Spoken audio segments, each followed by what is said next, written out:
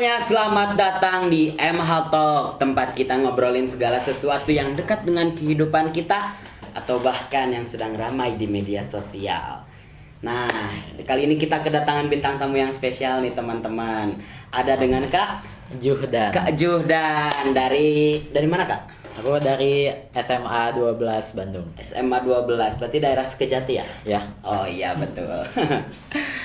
Nah, Kak Juhdan ini kita jadi narasumber buat hari ini. Dan kali ini kita akan ngebahas tentang nasionalisme teman-teman. Oke.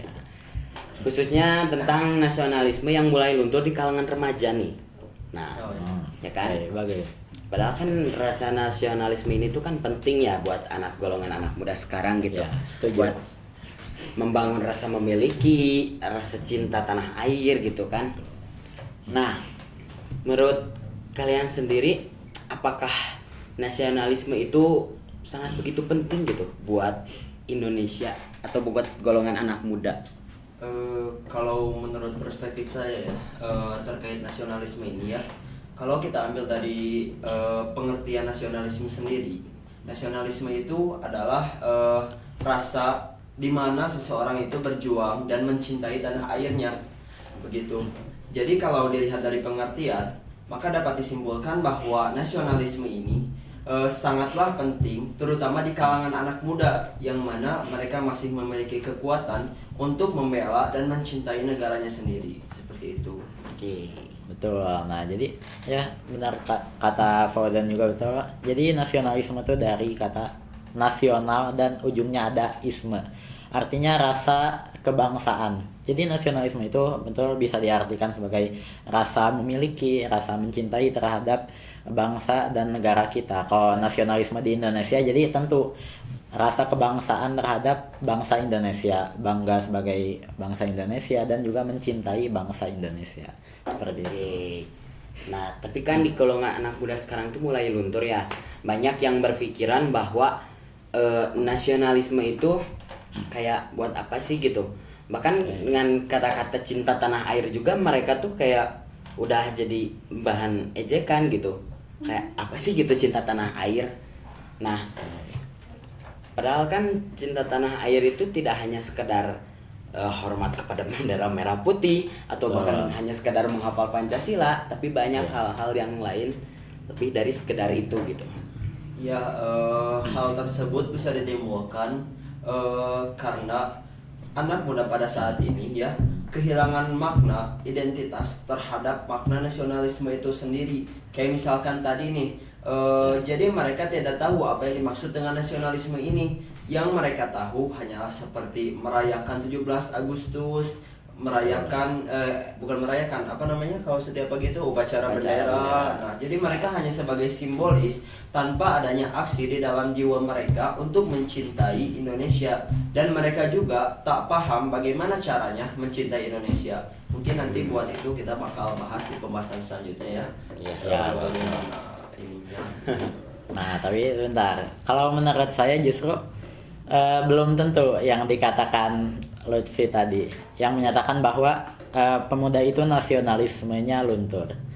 Nah, mungkin jika kita lihat nasionalisme dalam arti sempit, terutama secara simbolis seperti misalkan menyanyikan lagu-lagu nasional, di mana sekarang anak muda mungkin kelihatannya lebih suka lagu-lagu barat, atau misalkan yang nasionalisme itu yang berbahasa setiap harinya dan sehari-harinya itu menjadi menggunakan bahasa Indonesia, dan di mana pemuda sekarang banyak sekali yang tertarik dan mempelajari bahasa asing, atau misalkan upacara bendera. Tapi kalau upacara bendera saya rasa pemuda juga masih banyak sih yang mengikuti.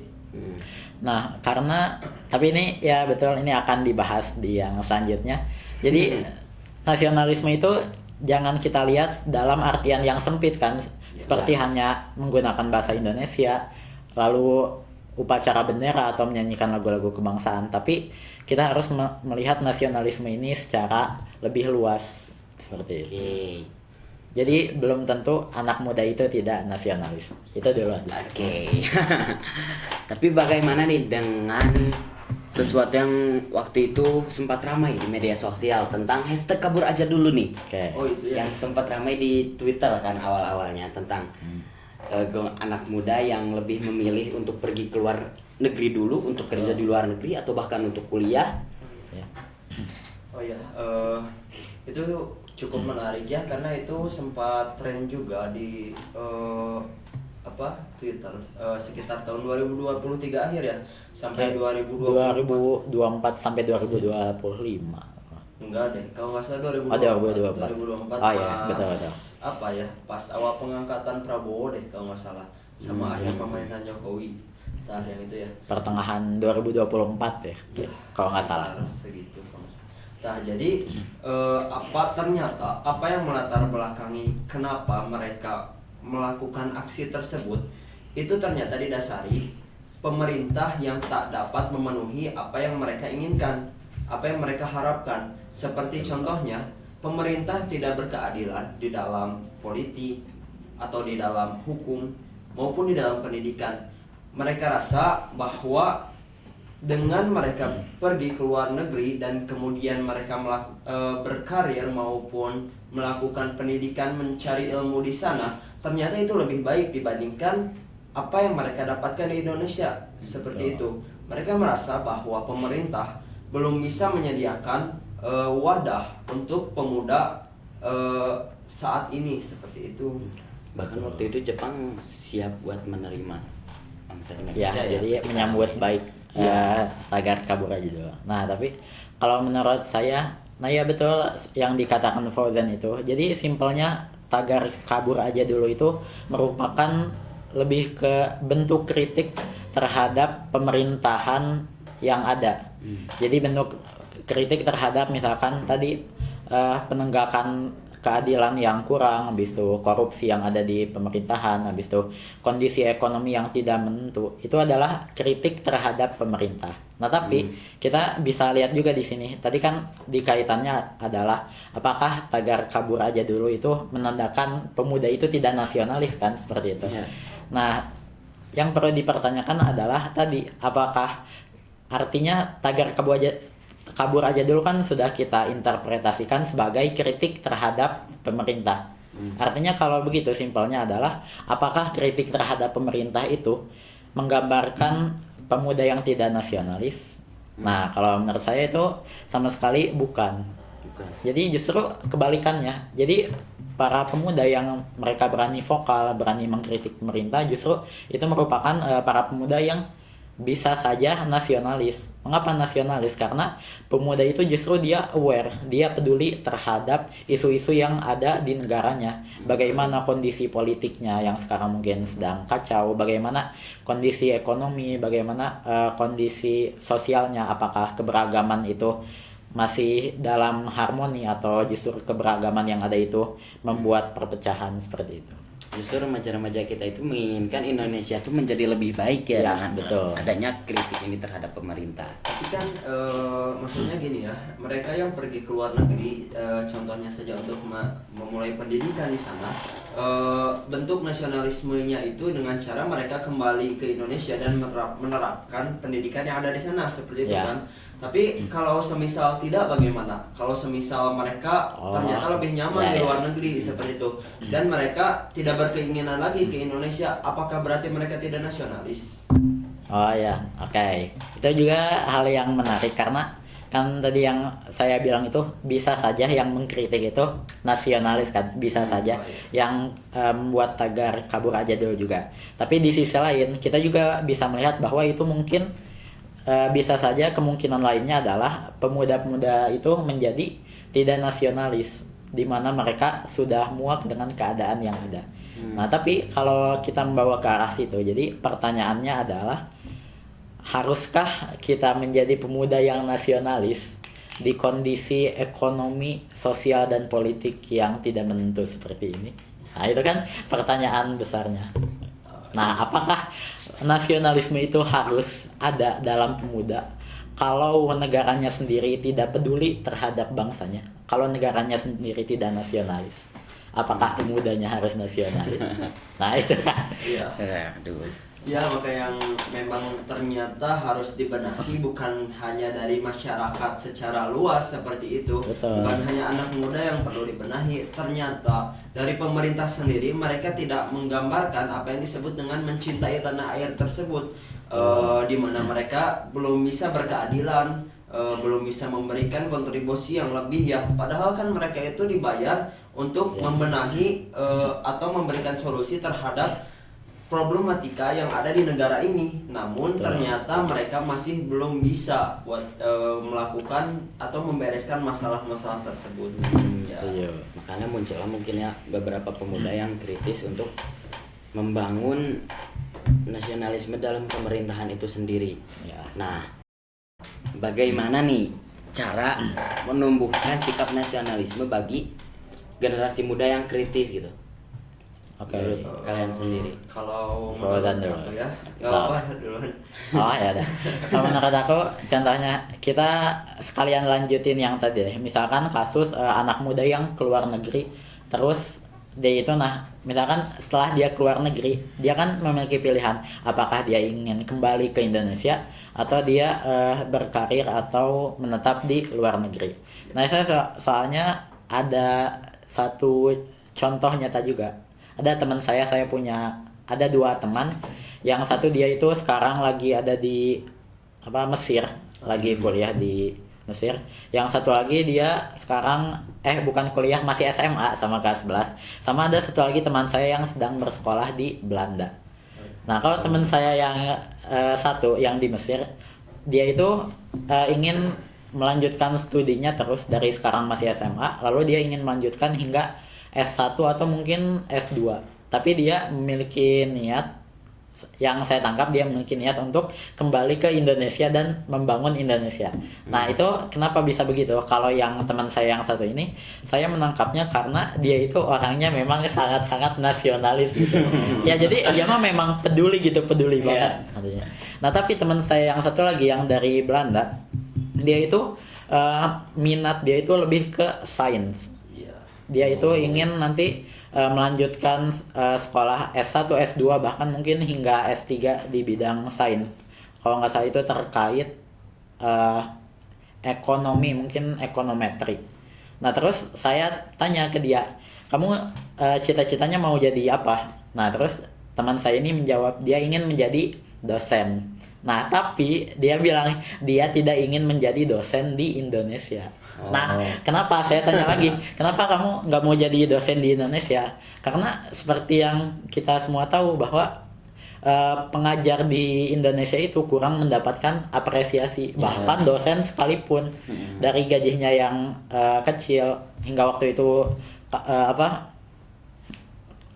tukin yang macet dibayarkan. Nah itu kan artinya pemerintah itu perhatian kepada pendidikannya kurang. Nah jadi bagaimana cara agar misalkan salah satu teman saya yang keluar negeri ini yang tadi di Belanda itu dia bisa kembali ke Indonesia, ingin kembali ke Indonesia dan membangun Indonesia dengan menjadi dosen di Indonesia misalkan. Artinya yang harus berperan di sini adalah pemerintah dengan menyediakan fasilitas dan infrastruktur yang memadai. Dan juga pemerintah di sini harus, kalau dalam kasus ini ya, harus menaruh perhatian lebih kepada bidang pendidikan gitu. Jadi dosen-dosen, para pengajar, guru itu diperhatikan misalkan dibuat lebih sejahtera seperti itu. Sehingga kan kalau begitu tentu saja banyak sekali pemuda yang setelah dia belajar di luar negeri ingin kembali ke Indonesia untuk membangun Indonesia karena kehidupannya sudah terjamin seperti itu. Padahal kan justru profesi guru itu sangat penting ya dibandingkan betul. profesi-profesi yang lain, karena guru itu kan membangun pemuda, generasi muda yang bisa membangun Indonesia ke depannya gitu. Setuju. Namun Sangat realitasnya penting. ternyata pemerintah belum bisa untuk mengedepankan pendidikan seperti itu ya. Ya. Cuma nih kalau sudut pandang saya terhadap segmen ini mungkin ya. Tadi itu apa? Jadi cara menumbuhkan nasionalisme Bagi generasi muda yang kritis. yang kritis ya. Jadi kalau kita membahas anak muda yang kritis nih, sebenarnya itu bukan hal yang negatif, justru itu hal yang positif. karena Tan Malaka menyebutkan bahwa kemewahan terakhir yang dimiliki oleh pemuda adalah idealisme, seperti itu kan. Dan itu merupakan bentuk yang harus kita syukuri bahwa ternyata nih anak muda masih bisa untuk berpikir secara kritis, seperti itu. Nah, bagaimana caranya untuk menumbuhkan rasa nasionalisme itu oleh pemerintah? Menurut sudut pandang saya, pemerintah harus menyediakan ruang di mana aspirasi-aspirasi yang ada pada pemuda yang kritis ini ditampung oleh mereka, sehingga pada akhirnya para pemuda memiliki rasa bahwa mereka juga ternyata membangun negara juga nih. Jadi mereka juga berkontribusi nyata dalam pembangunan negara ini, seperti itu. Jadi aspirasi-aspirasi yang dikumpulkan oleh ruang yang dibuat oleh pemerintah sehingga membangun negara yang lebih baik ke depannya, seperti itu. Oke, setuju. Jadi itu juga mungkin kalau secara luas betul. Jadi pemerintah tuh harus mendengarkan aspirasi terutama dari kalangan muda. Nah, selain itu pemuda juga jangan sampai dia hanya menjadi penonton saja dalam pembangunan bangsa ini. Tapi pemuda juga dia harus berkontribusi juga, jangan hanya jadi objek, tapi pemuda juga harus menjadi subjek dalam membangun negeri ini. Seperti itu. Dan yang terakhir ya, harus diberi ruang juga tadi, selain didengarkan aspirasinya, pemuda juga harus diberi ruang untuk dia itu berkontribusi juga dalam membuat kebijakan-kebijakan publik kalau menurut saya gitu. Agar jadi kebijakan itu tidak pemuda yang kritis ya. Jadi agar kebijakan itu tidak hanya dibuat oleh sekumpulan orang kecil yang egois gitu, yang hanya mementingkan kepentingan saja, tapi perlu juga aspirasi dari pemuda yang kritis untuk dia memberikan masukan untuk membuat kebijakan yang bermanfaat bagi orang banyak, seperti itu. Ya, karena kalau melihat dewasa ini gitu maksudnya kan ya. Jadi kalau melihat, jadi pemerintahan sekarang terutama bukan hanya terhadap anak muda, ternyata kepada orang tua, maksudnya kepada masyarakat luas. Ternyata ketika mereka menaruh atau membuat sebuah kebijakan, mereka tidak membuatkan ruang publik, seperti contohnya yang kemarin RUU TNI. Ya kan? Betul. Setelah itu ternyata yang saya lihat dan saya rasakan ya, ini opini pribadi saya, ternyata pemerintah yang sekarang itu lebih cenderung tertutup terhadap kritik. Bahkan disebut anjing loh, gitu kan? Iya. Negara kita itu termasuk negara yang demokrasi ya. Iya. Seolah mati gitu demokrasi pada saat ini gitu. Oke. Mungkin tadi ada beberapa hal yang bisa membangun sikap nasionalisme bagi anak generasi muda yang kritis ya, dengan cara kita ikut turun dalam berbagai hal yang dilakukan oleh pemerintah itu sendiri. Nah, bagaimana nih jika di kalangan sekolah, anak SMA atau mungkin anak SMP ada satu hal kebijakan, yaitu pemutaran lagu kebangsaan di ruang publik ketika istirahat, ketika apakah itu efektif untuk menumbuhkan rasa sikap nasionalisme bagi pelajar gitu? Kalau menurut saya ya, melihat latar belakang atau niat yang dibangun oleh pemerintah mengapa adanya pemutaran lagu kebangsaan ini, yakni cuma satu ya, untuk menumbuhkan jiwa nasionalisme di tiap-tiap murid, tiap-tiap siswa maupun siswi. Akan tetapi ini kalau misalkan ada kebijakan seperti itu, yang dirasa harus diperhatikan adalah bagaimana ke depannya.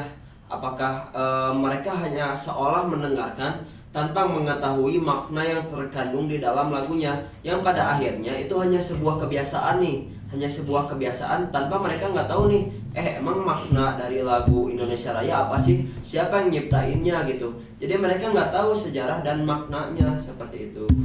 Nah, maka tugas utama pemerintah adalah melakukan pembekalan kepada anak muda, kepada siswa dan siswi yang berada di sekolah, bukan hanya memutar lagu kebangsaan ini saja. Oke. Nah, kalau menurut saya ya, kalau lagu kebangsaan itu salah satu merupakan hal yang simbolis, nasionalisme yang simbolis. Begitu pula misalkan tadi lagu dan juga misalkan bendera diadakan upacara itu lebih hal-hal yang simbolis dan seremonial gitu. Dan kalau menurut saya, kalau di zaman sekarang, kalau saya merasa pemuda-pemudi itu lebih pintar lah. Jadi otaknya kayak lebih terbuka kan. Sekarang informasi juga sangat mudah didapat, Nggak lebih kayak terbuka. zaman Orde Baru, ya banyak informasi yang ditahan, baca novel di penjara. Nah, oke, kita balik lagi ke yang Jangan pemudi. ya. Nah, kita Oke. kalau kita balik lagi ke yang tadi, nah apakah pemutaran lagu nasional di ruang, bukan ruang publik sih. Tadi kita persempit di misalkan di sekolah-sekolah itu merupakan hal yang efektif untuk menumbuhkan nasionalisme. Kalau menurut saya itu tidak terlalu efektif. Oke. Mengapa? Karena di tengah kondisi pemerintahan yang sekarang, misalkan pendidikan baru-baru ini kan banyak sekali terjadi efisiensi. Iya. Dan pendidikan juga kenal loh. Teman saya ikut OSN, lalu tiba-tiba diumumkan katanya OSN-nya itu ditunda. Atau ada beberapa misalkan cabang olahraga, kalau tahun-tahun lalu itu cabang olahraganya ada lumayan banyak. Kalau sekarang kalau nggak salah tinggal satu atau tinggal beberapa gitu. Yang penting dikurangi lah intinya. Karena efisiensi. Nah, jadi kan di situ mungkin kalau misalkan tetap dipaksakan dilakukan pemutaran lagu nasional, tapi misalkan contoh misalkan teman saya yang OSN, dia misalkan nggak jadi OSN gara-gara efisiensi, habis itu dia tiap hari ngedengar lagu kebangsaan Indonesia Raya Merdeka Merdeka Hiduplah Indonesia Raya. Mungkin menurut saya dia akan muak, apa ini, masa kita merdeka tetapi pendidikan kita justru tidak diperhatikan gitu. Ya. Apakah ini yang disebut merdeka? Mungkin malah akan timbul rasa muak. Kalau menurut saya justru yang lebih efektif solusinya adalah pemerintah itu berfokus untuk memajukan pendidikan, bukan hanya membawakan doktrin-doktrin. Itu mungkin doktrin ya. Misalkan lagu nasionalisme, ya udah kita harus nasionalis, tapi cara mendengarkan. ya dengan cara mendengarkan, tapi infrastruktur misalkan kursi meja banyak yang tidak layak. Ya. Habis itu misalkan apalagi yang di pelosok-pelosok, jangankan ke sekolahnya, akses menuju ke sekolahnya saja susah orang-orang di pelosok itu. Jadi menurut saya justru agar anak-anak itu lebih nasionalis, justru harusnya pemerintah itu membangun fasilitas pendidikan yang lebih mumpuni. Misalkan dibangun jalan-jalan yang lebih layak, misalkan kalau di pelosok, atau ada pernah jembatan yang rusak untuk ke sekolah itu, ya udah agar lebih nasionalis, lebih merasa wah saya dipedulikan nih oleh bangsa ini, ya udah bantu mereka untuk ke sekolah, bangunlah jembatan. Habis itu tingkatkan mutu pendidikan dengan cara meningkatkan mutu pengajar, setelah itu materi-materi pembelajarannya juga seperti itu. Karena mungkin masih ada cara-cara yang lain dibandingkan dengan mendengarkan lagu nasionalis Iya. sendiri ya. Dan justru kurang efektif juga. Iya. Apalagi kan yang saya sebutkan tadi, ternyata pemerintah itu tidak melakukan pembekalan, jadi seolah percuma gitu. Betul. Oke. Mungkin buat sesi pertama segini dulu ya. Oh, iya. Oke. Nanti kita akan lanjut lagi ke sesi kedua. Jadi, see you next time di sesi selanjutnya. Oke, teman-teman, sekarang kita lanjut. Kemana mau? Ya adalah ke pembahasan yang selanjutnya nih. Bentar, ulang dulu. So, Oke, teman-teman, mungkin nggak usah dipencet. selanjutnya ada tentang Ulang. Oke, mungkin selanjutnya nih teman-teman ada tentang nasionalisme baru. Ya, Tahu Ya. nasionalisme baru gitu. apa itu teh? Apa ya? Nasionalisme baru itu Kalau mungkin kalau ulang atuh eta kerengen naonna. Ulang Nah, itu Mas. ada dua konteksnya sebenarnya. Kalau ada juga namanya Roosevelt. Dia tuh bikin kayak gerakan nasionalisme baru. Itu tuh jadi kayak suatu komunitas yang dia tuh menekankan nilai-nilai A, B, C, D, nilai-nilai tertentu lah. Tapi ini mah kita mungkin konteksnya lebih kayak nasionalisme yang dapat menyesuaikan dengan era globalisasi gitu. Jadi Gitu. cara menerapkannya gitu, maksudnya teh bagaimana perbedaannya antara nasionalisme yang lama gitu, maksudnya teh ketika setelah zaman proklamasi, dengan bagaimana cara menerapkannya dengan keadaan yang saat ini, globalisasi dan lain sebagainya. Oke, berarti ulangnya. Terima tak apal. Oh, Oke, mungkin selanjutnya ada pembahasan tentang nasionalisme baru nih teman-teman. Nasionalisme baru itu adalah bagaimana menumbuhkan sikap nasionalisme tapi di zaman sekarang. Ya, betul. Oke. Nah, mungkin yang pertama kita perlu pertanyakan adalah apa sih nasionalisme baru itu? Nah, kalau menurut saya sendiri, nasionalisme baru itu adalah sikap nasionalis atau nasionalisme yang dia itu dapat menyesuaikan dengan kondisi globalisasi. Jadi dapat menyesuaikan dengan zaman sekarang, betul seperti tadi. Jadi bukan nasionalisme yang dalam arti sempit yang hanya sebatas simbolik seperti bendera Indonesia atau bahasa atau lagu-lagu, tapi nasionalisme yang dia itu benar-benar konkret dan bisa diterapkan untuk menyelesaikan berbagai permasalahan global seperti itu. ya jadi kan sebenarnya kita sempat menyinggungnya ya di beberapa pembahasan tadi ya. Ya, betul. Dan pada akhirnya kita masuk juga ke segmen ini.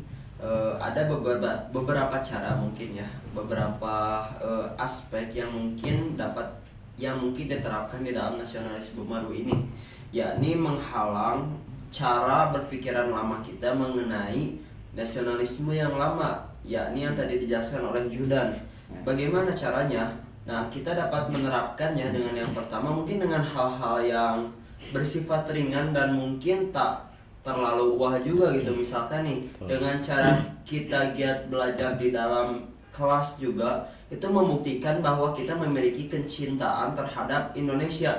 Bagaimana pada akhirnya apa yang kita pelajari itu kita niatkan untuk membangun negara kesatuan Republik Indonesia ini lebih baik selanjutnya gitu. Atau mungkin nih di dalam ekonomi, di dalam UMKM nih, kita lebih memilih untuk membeli atau apa nama istilahnya teh membeli gitu maksudnya teh dari barang-barang yang disediakan oleh warga Indonesia dan bukan produk luar gitu. Jadi ini gitu ya, mencintai produk dalam negeri. Ya. Ditambah lagi apalagi dengan kemarin yang sempat marak dengan boykot itu kan. Nah, Makanya kan berpengaruh banget tuh terhadap UMKM kita sendiri. Nah, mungkin dari sikap nasionalisme baru ini bagaimana sih cara kita menerapkannya gitu dalam kehidupan sehari-hari? nah. Kalau saya sih tadi ya. Oke, kalau menurut saya gini ya, penerapan nasionalisme baru itu. Pertama kita harus mencari dulu kesamaan yang ada dalam masyarakat kita. Contohnya misalkan kita lihat secara historis.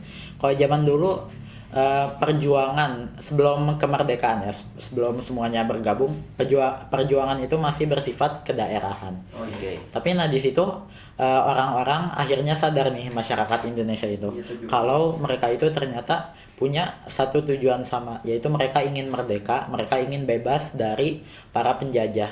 Akhirnya karena kesamaan itulah, karena kesamaan nasib, karena mereka punya tujuan yang sama, ingin menjadi bangsa yang merdeka, akhirnya mereka bersatu dan melawan penjajah. Dan akhirnya pada 1945 Indonesia menjadi negara yang merdeka. Dengan sikap nasionalis atau simbol-simbol nasionalisnya yang tercipta dari gerakan nasionalisme zaman dulu adalah hasilnya ada bahasa, bendera, dan juga lagu kebangsaan seperti yang tadi kita bahas. Tapi zaman sekarang, apakah kita perlu nasionalisme itu perlu berbentuk seperti hanya mengagung-agungkan lagu kebangsaan atau misalkan bendera? Saya rasa tidak, karena tujuan tadi dibuat misalkan lagu-lagu kebangsaan atau bendera itu kan itu sebagai simbol bahwa kita itu bersatu, kita itu merupakan suatu bangsa yang merdeka. Tetapi kondisinya pada saat ini kita itu sudah merdeka. Jadi yang kita cari merdeka dari penjajahan ya maksudnya. Walaupun belum sepenuhnya merdeka menurut saya. Jadi yang harus kita cari adalah kesamaan nasib yang ada pada masyarakat Indonesia saat ini. Misalkan saat ini ekonomi itu misalkan sedang terpuruk. Jadi kesamaannya adalah masyarakat Indonesia itu sama-sama ingin lebih baik secara ekonomi. Mereka ingin hidup mereka itu mendapatkan kehidupan yang lebih layak. Nah, jadi nasionalismenya itu berfokus di situ loh. Bagaimana jadi gerakan-gerakan nasionalis itu berfokus untuk memajukan ekonomi rakyat. Nah, yang seperti itu misalkan kalau ekonomi, atau misalkan kalau dalam keadilan, kan kalau di negara kita mungkin hukumnya menurut saya sudah cukup bagus, akan tapi penegakannya ya yang masih kurang itu.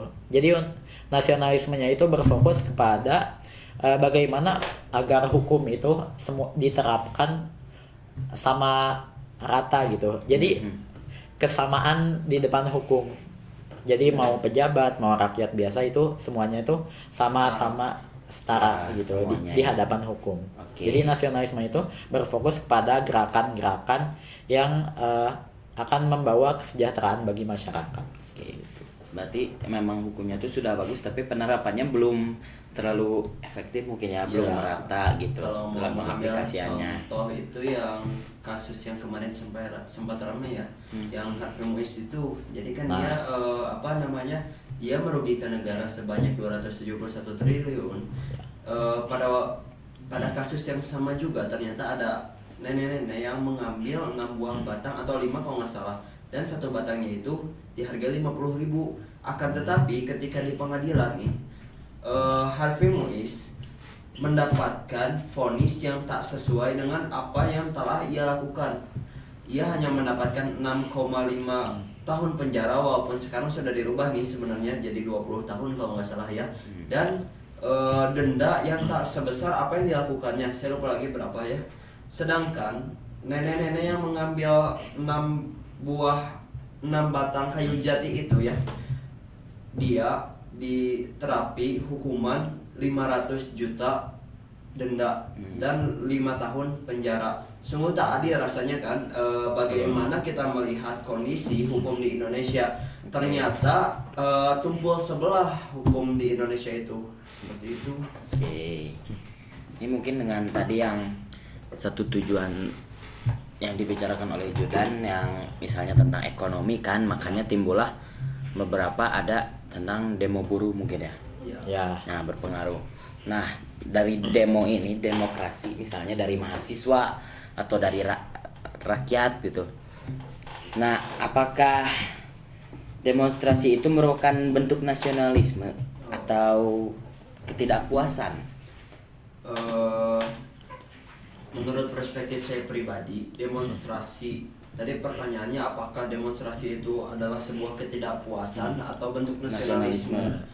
Menurut saya, ternyata dari ketidakpuasan itu menimbulkan suatu yang harus dirubah, membentuk sebuah kepedulian yang akhirnya itu menimbulkan rasa cinta mereka terhadap tanah air. Jadi bisa dikatakan bahwa mereka itu tidak puas yang menimbulkan rasa nasionalisme seperti itu. Bagaimana caranya agar suara mereka dapat didengarkan oleh pemerintah, dan pada akhirnya pemerintah yang mendengarkan aspirasi dari rakyat itu dapat memberikan solusi terhadap problematika yang ada pada negara ini seperti itu.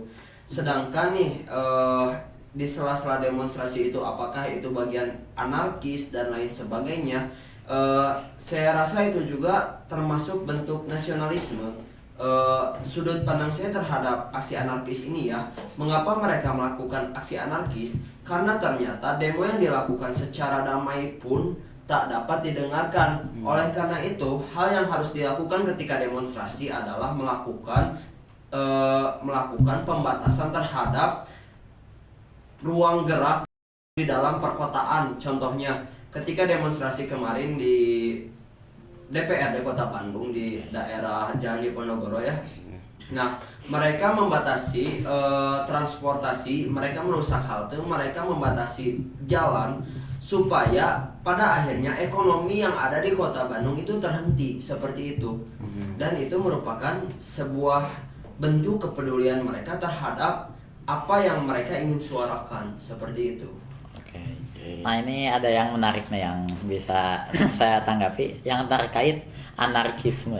Ya. Nah kalau menurut saya itu mungkin bisa saja disebut tadi kalau kata Foden itu mungkin bisa saja tetap disebut nasionalisme karena itu hanya merupakan respon dari aparat yang represif kan seperti itu. Tapi dari sisi lain mungkin saya kurang setuju kalau soal anarkis. Mungkin bisa saja kalau menurut saya anarkis itu bukan suatu sifat yang nasionalis. Walaupun kalau misalkan seperti yang kasus tahun 98 itu kan aparat yang mulai duluan. Mereka menembak mati 4 mahasiswa Trisakti kalau nggak salah 4 mahasiswa. Nah baru kan dari situ terjadi demonstrasi yang besar-besaran. Tapi di sisi lain misalkan kita lihat dari demonstrasi tahun 98 itu juga banyak loh terjadi penjarahan dan bahkan pemerkosaan etnis Tionghoa. Ya. Oke. Nah, itu menurut saya kalau sampai pemerkosaan, sampai penjarahan barang-barang toko diambilin. Nah, itu menurut saya itu sudah bukan termasuk nasionalisme. Tapi itu justru lebih pada anarkisme. Menurut saya berbeda gitu. Anarkisme itu berbeda dari nasionalisme. Nah, kalau nasionalisme sendiri yang misalkan dikaitkan dengan demonstrasi, menurut saya itu bisa kita lihat juga dari dua sudut pandang lagi. Pertama, kalau mungkin ada influencer yang dia terlalu ekstrim, dia menyatakan bahwa segala demonstrasi itu bayaran. Tidak. Nah, habis itu jadi tidak ada demo yang murni kecuali misalkan ya kalau tahun 98 murni tapi sisanya selain itu adalah demo bayaran. Nah, menurut saya influencer tersebut kurang tepat karena saya yakin masih banyak demo-demo lain yang itu demonya itu genuine, itu murni merupakan bentuk kepedulian mahasiswa terhadap kondisi yang ada dalam negara kita, negara Indonesia. Oke. Seperti itu. Mungkin izin memantah ya, bukan Oh, memantah silakan. cuman menambahkan Ya, diskusi saja. entah karena kan ini berbeda perspektif juga Ya. sih sebenarnya. Kalau perspektif saya sebenarnya ternyata hal yang terjadi pada tahun 98 pada masa Orde Baru itu masih terjadi di masa setelah Orde Baru disebutnya Reformasi. di masa reformasi itu masih terjadi ternyata. Contohnya penembakan pada Afif atau ya. pada Afif ya, contohnya itu. Dan ternyata banyak kejadian-kejadian yang dilakukan oleh aparat menimbulkan aksi anarki dari massa. Dan menurut saya, perspektif dari saya, ternyata anarkis itu merupakan sebuah bentuk demokrasi juga seperti itu. Makanya daripadanya itu, maka kita harus mencari di mana titik letak mengapa sebagian masyarakat melakukan tindakan seperti itu. Walaupun tidak dapat dibenarkan sepenuhnya. Ya. Oke. Ya kalau yang demonstrasi termasuk mungkin masih demokrasi mungkin ya masih masuk. Tapi kalau sudah misalkan ke arah nasionalisme, menurut saya tidak. Kalau demonstrasi ya mungkin ya bisa salah satu bentuk ya penolakan, perlawanan terhadap pemerintahan yang terlalu otoriter mungkin. Tapi kalau nasionalisme saya rasa itu berbeda, itu lebih kepada egoisme. Oke. Mungkin kan demonstrasi itu bisa menjadi salah satu cara kita untuk menyalurkan kritik kita terhadap pemerintah kan. Nah, tapi bagaimana cara menyalurkan kritik terhadap pemerintah tapi dengan secara konstruktif gitu. Konstruktif. Maksudnya jadi ya itu maksudnya kalau menurut saya cara yang mungkin relevan dengan saat ini adalah dengan cara melakukan diskusi dengan pemerintah. Maksudnya jadi yang mungkin pemerintah akan mendengarkan adalah dengan cara demonstrasi dengan cara yang damai, demonstrasi dengan cara yang melakukan perizinan ke berbagai ke aparat misalnya, sehingga pada akhirnya mereka berdiskusi dengan dua pihak antara pemerintah dan demonstran. Akan tetapi itu hanya sekadar angan-angan saja, tak sepenuhnya juga. Maksudnya terkadang ada juga ketika kita melakukan demonstrasi tidak ada pihak dari pemerintah yang akhirnya menerima aspirasi kita gitu. Makanya yang harus diperbaiki adalah hal tersebut sehingga pada akhirnya masyarakat tidak melakukan anarkis dan lain sebagainya yang hanya bisa dapat menimbulkan mandorot atau istilahnya kerusakan yang lebih gitu. Vandalisme kayak gitu ya. Kayak kalau menurut saya bagaimana agar apa tadi? Konstruktif. Menyampaikan kritik terhadap kritik itu pemerintah secara konstruktif gitu. kalau menyampaikan secara konstruktif mungkin kalau dari kita kalangan pemuda terlebih dahulu mungkin jadi kita itu harus mengkritik dengan secara objektif gitu. Jadi jangan kita mengkritik itu secara hawa nafsu, saya membenci orang ini, saya membenci misalkan gubernur atau siapa, enggak, tapi kita melihat secara objektif. Oke, kalau Anda ingin membenci atau menyukai pemerintah itu hak Anda gitu.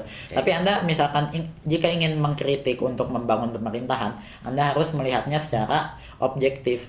Kita misalkan saya benci pemerintah ini, tapi kita lihat kerjanya benar nggak. Kalau misalkan pemerintah itu kerjanya memang benar, dia menepati janji-janjinya saat kampanye misalkan, ya udah itu merupakan hal yang bagus. Tapi misalkan ada dalam pelaksanaannya ada hal-hal yang teknis yang kurang dilaksanakan dengan baik, nah di situ kita bisa mengkritik hal-hal teknis tersebut misalkan. Jadi bukan atas dasar kebencian terhadap suatu pihak atau perseorangan, tapi kita melihat secara objektif terlebih dahulu.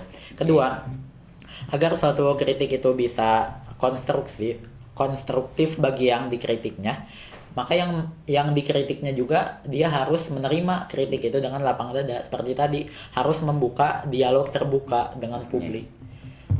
Dan saya yakin jika misalkan diadakan suatu dialog terbuka gitu dan pemerintah itu mendengar aspirasi masyarakat, saya yakin tidak akan terjadi demonstrasi, apalagi hingga demonstrasi yang anarkis seperti itu. Jadi pemerintah juga harus terbuka dengan publik dan juga mendengarkan aspirasi dari publik seperti itu. Berarti mungkin kesimpulan yang bisa kita ambil adalah bahwa untuk menyampaikan sebuah kritik kita itu harus mengkritik secara objektif ya, tidak semena-mena gitu. Tapi yang mungkin saya ingin tanyakan ini pendapat kalian berdua saja gitu ya. Sempat beberapa waktu lalu ternyata organisasi yang saya sedang nahkodai saat ini mendapatkan sebuah kritikan seperti itu. Oleh karena itu, akan tetapi ketika saya melihat kritikannya, ternyata kritikan itu tidak memberikan solusi, hanya sekedar entahlah apakah itu menjatuhkan atau semacamnya. Kemudian saya mengatakan bahwa ternyata jika kalian ingin memberikan kritikan, berikanlah kritikan yang memang solutif seperti itu. Kemudian mereka menyanggah bahwa ternyata yang mereka anggapi adalah kritik tak selamanya menjadi solutif, akan tetapi hanya menyuarakan saja. Nah, gimana tuh menurut kalian gitu? Kalau dari saya sendiri, jujur saya lebih pro terhadap pihak-pihak yang mengkritik organisasi Fauzan. Kenapa? Karena saya setuju bahwa kita mengkritik itu tidak perlu memberi solusi loh. Jadi gini, misalkan Fauzan misalkan ketua organisasi, saya yang mengkritik misalkan. Menurut saya itu mengkritik tidak harus memberikan solusi. Tapi siapa yang harus memberikan solusi? Yang harus memberikan solusi tentu dari Fauzannya sendiri, tentu dari yang dari pemerintahnya sendiri. Jadi misalkan saya lihat, ini misalkan anggota organisasi, saya lihat misalkan ada aturan di organisasi bahwa tidak boleh merokok. Ini merokok misalkan anggotanya. Lalu saya mengkritik, ini Fauzan, ini anggota Anda malah merokok ini artinya organisasi Anda itu tidak betul gitu, sudah tidak sesuai dengan visi misi dan sudah tidak dapat dijadikan teladan misalkan. Lalu saya tidak memberikan solusi, ya sudah, memang cukup sampai situ juga tidak apa-apa menurut saya. Yang harus memberikan solusi siapa? Yaitu Fauzannya sendiri sebagai pemerintah. Entah itu misalkan menindak anggotanya, dikeluarkan kah, atau diberi sanksi segala macam. Jadi menurut saya yang harus memberikan solusi memang pemerintahnya. Mengevaluasi diri sendiri gitu ya. Dan itu juga sama seperti ini juga saya mengambil pandangan dari Rocky Gerung. Itu kan orang yang sangat kritis terhadap pemerintah. Ya jadi dia juga mengatakan bahwa ya yang kita itu, kalau dia mengatakannya seperti ini, kita itu membayar pajak, lalu pajaknya itu dipakai untuk menggaji pemerintah. Masa kita menggaji pemerintah, tetapi kita juga yang harus menyediakan solusi bagi pemerintah? Kan masuk akal. Jadi kita menggaji pemerintah itu agar pemerintah itu memberikan solusi-solusi bagi permasalahan kita. Seperti itu. Kalau dari sudut pandang saya. Oke. Kalau dari sudut pandang saya sendiri, gimana ya? Menurut saya mah bisa saja memberikan kritik gitu. Sebagai tadi saya evaluasi bagi diri kita sendiri, misalnya seperti contohnya mengingatkan orang yang salah gini. Misalnya, kamu tuh harusnya nggak kayak gini loh. Terus kan dia, oh iya kayaknya harusnya. Aku tuh emang harusnya nggak kayak gini, tapi harus melakukan yang kayak gini. Jadi sebagai muhasabah bagi diri sendiri gitu ya. Mungkin perbaikan buat kitanya. Mungkin seperti itu kalau dari saya. Oke. Mungkin kesimpulan yang bisa kita ambil dari pembahasan kali ini ya, mungkin tadi tentang nasionalisme baru adalah tentang bahwa nasionalisme itu tidak hanya tentang hal-hal yang simbolis saja. Hal-hal yang simbolis saja, tapi bisa juga dengan turun tangannya membundak kepada segala sesuatu yang dilakukan oleh pemerintah. Kemudian tentang demonstrasinya adalah bahwa demonstrasi merupakan bentuk nasionalisme gitu ya. Ya. Bisa sebagai salah satu kritik terhadap pemerintah supaya Indonesia yang kita ingin itu lebih maju. Ya justru itu bentuk kepedulian Ya, mereka gitu. bentuk kepedulian pemuda terhadap Indonesia. Dengan mengkritik secara objektif dan pemerintah yang terbuka gitu ya. Dan juga menerima kritik dari para pemuda itu sendiri. Iya, betul. Harus diterima dong. Masa kritik tidak diterima? Iya. Oke, mungkin cukupkan sekian untuk MH Talk kali ini teman-teman. Sampai jumpa di MH Talk selanjutnya. Assalamualaikum warahmatullahi wabarakatuh. Bye bye.